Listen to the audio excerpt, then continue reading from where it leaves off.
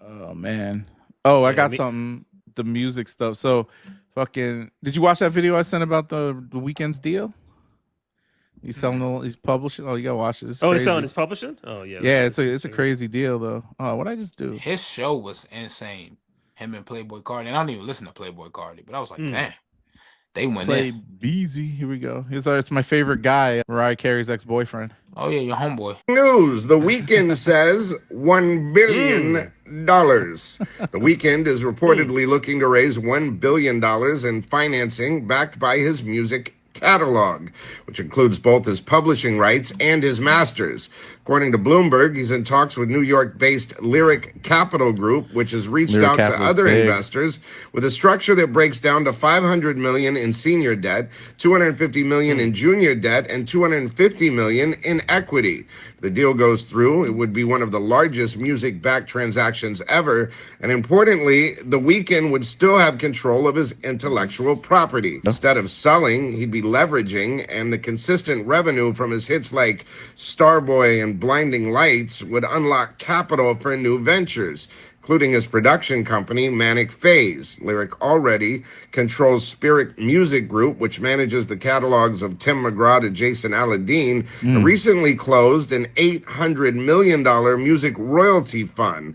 Isn't The Weeknd's first time exploring a deal. 2 years ago, he considered a partial catalog sell-off at $1.3 billion in valuation, though those talks fell through. Now the world's biggest streaming artist and record setter on tour, The Weeknd is showing how stars can monetize their legacy, but not by selling out, by using their catalogs as collateral and keep the building going forward.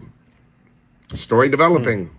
Breaking That's news. crazy, The Weeknd says $1 billion. That's The Weeknd is interesting. reportedly looking.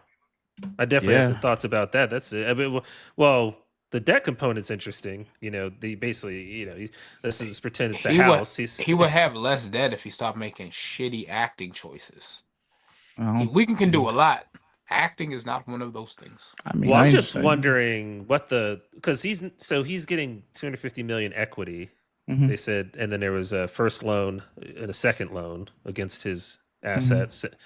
So I'm wondering how much money his music produces annually, because it A almost lot. seems, Oh, it yeah. almost seems like And there's Hit licensing, there's all types Yeah. of shit. You got to remember, like, yeah, not yeah. just streaming, Oh yeah, but it's but inclusive know, of all of that, I wonder, because you got to open up the books to all those things, whatever countries, whatever mechanicals, whatever the situation is. But it's almost right with him owning that, and it's always an interesting play the way he's doing it. He's not taking any direct cash, but $1 billion is maybe a very easy way to lose your entire catalog. But you have $1 billion or access to $1 billion.